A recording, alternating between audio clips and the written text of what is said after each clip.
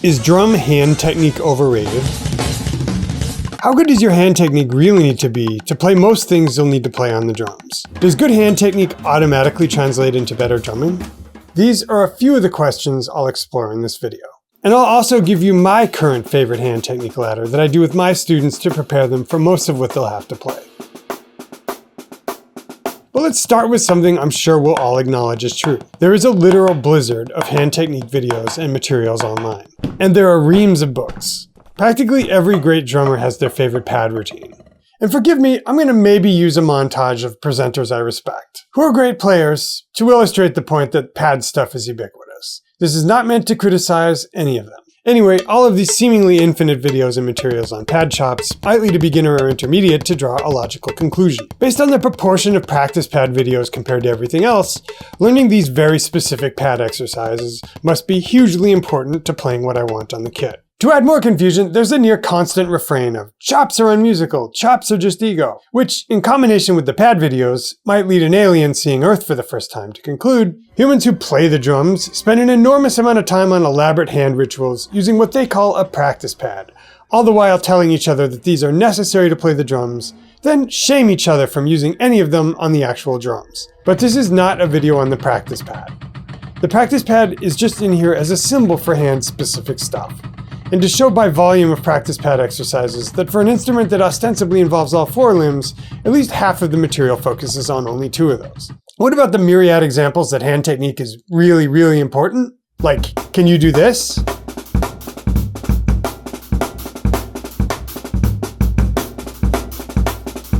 How about this?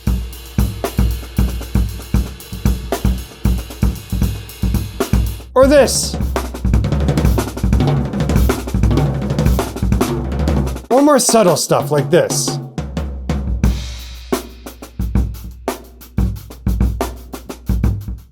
And that's where I think this cashes out.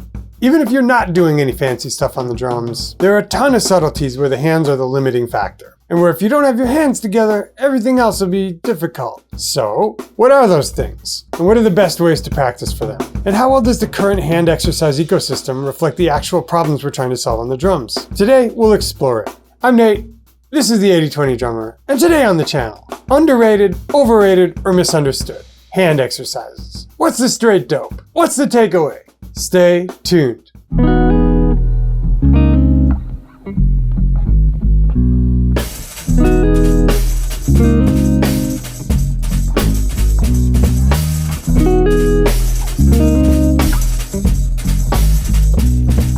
And folks, today's video is brought to you by me, the 80/20 Drummer. If you'd like a complete study guide to everything inside this episode, bulleted, outlined, hierarchicalized, you don't have to do that yourself. You can get it for free by clicking the link below the player and telling us where to send it on the next page. That's it. Now, on with the lesson. So let's start from first principles. What are the things we need to do on the drums that we wouldn't be able to do without hand technique? I'm going to give you, I forget how many. Reason 1, hands are important. Consistent sounds. If we watch many a great drummer when they play down the drums, it's not a problem for them to create the same sound every time they hit a drum. You might think that's a small thing, but imagine if we couldn't do that. For starters, we'd have no control of dynamics, so if you wanted to play really softly or really loudly, your hands would fail you. And indeed, that's something we often do see with beginners with not very much muscle memory. A pretty narrow dynamic range. But also, being able to get the same sound every time you hit the drum allows you to play stuff like this. It gives you playing a gestalt of being clean and clear, like a language speaker who pronounces words intelligibly, as opposed to a novice learner of the language who's less easy to understand. Another big part of this is rim shots, the stock and trade for many amplified music styles. To sound pro playing rock, funk, blues, or anything with a backbeat, you're going to want to produce consistent rim shots. And if you want to get into even basic fills that sound clean and clear, you're going to need to be able to play consistent rim shots with both hands, and get the same sound regardless of whether it's the left or the right hand. So, especially for a beginner, playing full strokes on the toms, striving for the same volume every time, and paying attention to the subdivisions, making sure the distance between any two notes is the same if we want it to be, is very high utility. Playing full strokes of various volumes on the practice pad is a decent approximation, especially when going from 0 to 1, as a beginner might. Rim shots are something you'll need a real snare drum, or E-drums, or pad with a rim, and those do exist, in order to practice. And even something like this, where I'm playing 3 and 4 note groups, alternating between quiet strokes and rim shots, is a very good exercise that generalizes to a lot of stuff you'll have to do on the drums. It's here that we should probably zoom in on another reason to practice hands: optimal movement and injury prevention. We're hitting something with a stick, and sometimes we're hitting it hard. If we do that fewer than 10 times, you can probably get away with crappy technique and not injure yourself. Just as you can pick up a heavy axe and swing it at a log once or twice without hurting your back, as long as you're not too old and reasonably in shape. But try doing it for hours a day for years, and if your technique isn't good, get ready for some overuse injuries. Just as you probably want to practice good technique with the axe if you're going to be using it every day, especially if we're playing loud and amplified genres of music. Our hands need to be able to hold the stick firmly and take a fair amount of force, all without causing tension all up and down the arm, and without doing anything janky like forcing your wrist to pronate at an angle that's going to give you carpal tunnel. I'll speak about the different fulcrums in a minute, but for things like loud backbeats, we want to be able to grip the stick optimally to prevent it from bouncing out of our hand without holding it for too hard for too long. For this, I like what I call a back fulcrum, where the back 2 fingers hold the butt of the stick, and the pad of the index finger between the first and the second knuckle provide an anchor to resist the upward force of hitting the rim.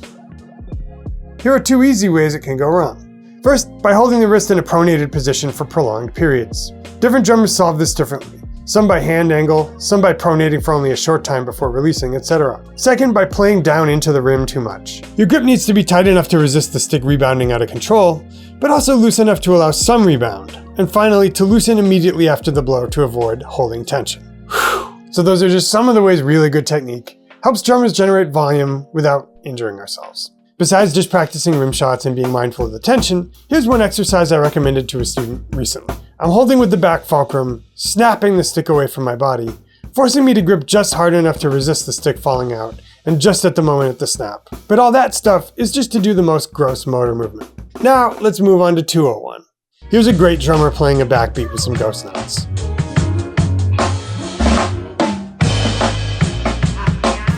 And here's another great drummer improvising around the drum. And sorry I'm keeping these ambiguous, I didn't know who they'd be yet. Now we're in the realm of diddles and doubles. Which brings us to reason 3 hands are important. Masacote. Masa what? Masacote is a term a teacher told me about ages ago when I was playing congas in a salsa band, and it should be said, not exactly killing it. And there's scarce info on this online, so maybe he was trolling, but either way we're introducing it as a concept. Masacote refers to the matrix of explicit and implied subdivisions we create with our playing. As my teacher explained it, it meant the interplay of the notes of the percussion section in a salsa band.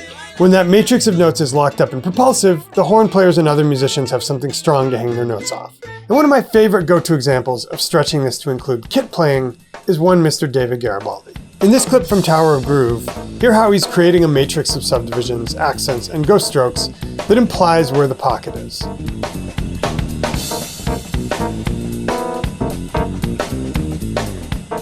And listen to how David's is so strong that the other musicians can push and pull on it without knocking it over, which makes the gestalt really funky. Where this cashes out is your hands need to be really good in order to control this. And this is where a lot of the essential rudiments in stick control come into play. You have to be able to maintain tempo, dynamics, and touch while changing the direction of your sticking and changing surfaces.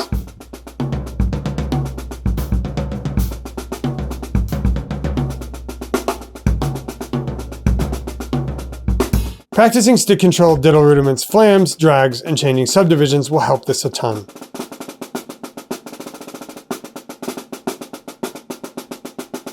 Especially at lower dynamics and at the bounce breakpoint, the speed at which articulated strokes turn into bounced strokes. It's also where hand hinging and push-pull, like Gordy Knudsen talks about, start to become important, but we'll save that for the last application. Because maybe you want to stop here and just play slow to medium speed volume pocket, which is fine. Or maybe you want to do stuff like Jojo Mayer, or JD Beck, or Nate Wood, or Pridgeon, or Matt Garska, or Garibaldi. In which case, we're knocking on the door of reason 4. Breaking points. What I mean by breaking points is what happens when you try to play stuff like Garibaldi at the limit of what you can do tempo-wise.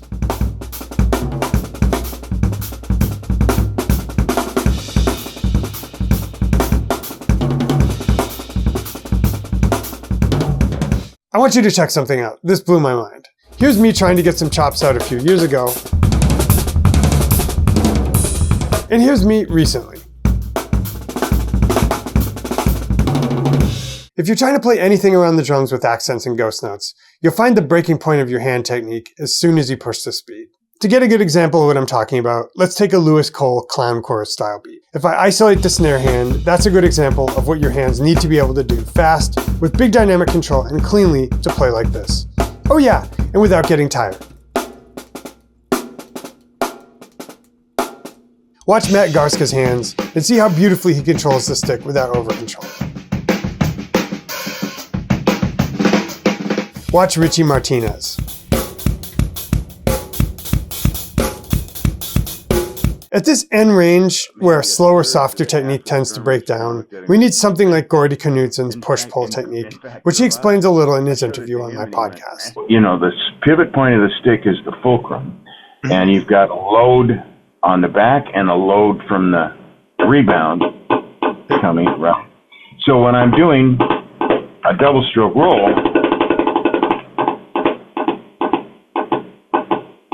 I'm getting, the fulcrum goes down and up, and I get 2 notes, or 3 notes, or, you know, whatever I want.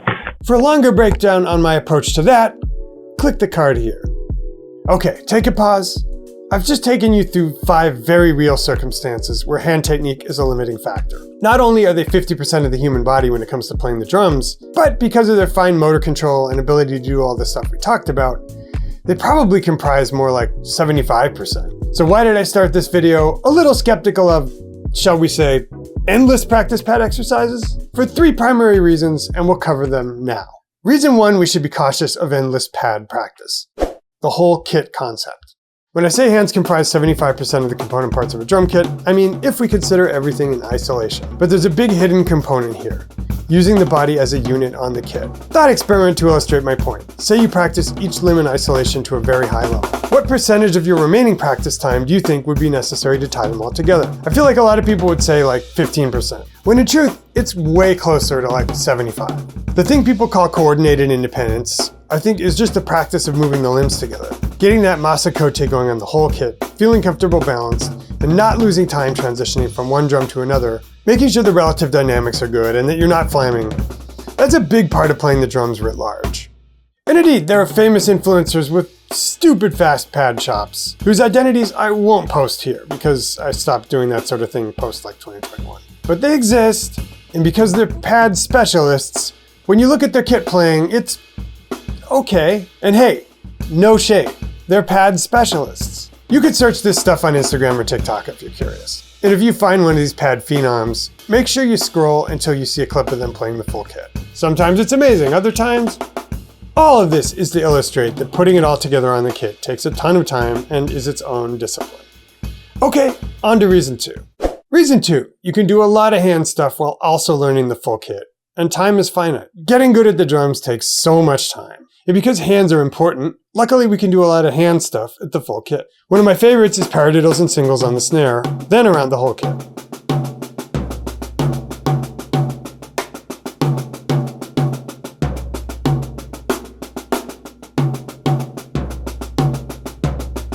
Or drop catch drop while catching a cymbal with the free hand.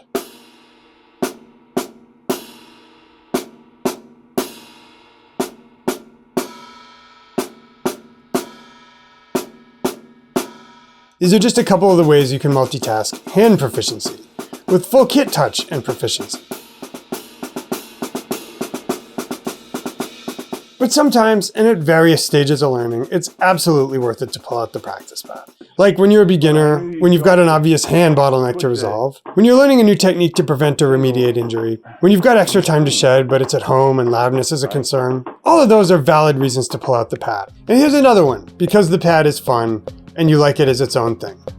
But, and there's a big but, reason 3, it's not always tied to a specific goal on the kit. I'm obviously all in when it comes to having good hands, and even working on hands in somewhat isolation, as I hope my 4 reasons to have good hands illustrate. But if it were only to solve technical bottlenecks on the kit, I think the approach of a lot of the pad literature would be different. Which is why, if you'll join me in tinfoil hat territory for a sec, think there's something else going on, which is that it's intrinsically fun to play the pad. It's bouncy and it's a fun feeling. Plus, we like the feeling of chops under our hands on the pad. It feels like harnessing kinetic energy. So people make more videos and more books on the pad. And a lot of this pad work will eventually help your hands on the kit. As anybody who spent a couple of hours on the pad, then switched to the kit will attest.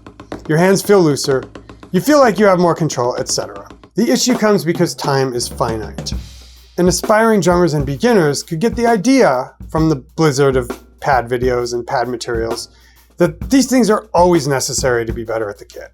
Years ago, when I did a survey on how drummers spend their time in the practice room, not at home, in the practice room, where they already had a kit and could already play loud, and the plurality spent at least a half hour warming up on the pad, then I'd watch their videos and there were glaring hand issues that a few weeks of specific hand exercises, like rim shots and ghost strokes, could fix, and other glaring issues from not spending enough time behind the kit, I started to wonder.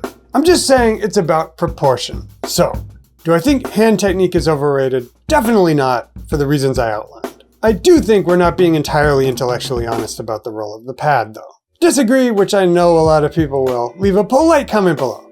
Anyway, you guys, as I said, if you'd like a complete study guide for this, we've prepared it for you, it's free. Just click the link below the player and tell us where to send it. Dudes, it's been real, always enjoy these. See you again real soon in another Lesson of the Week.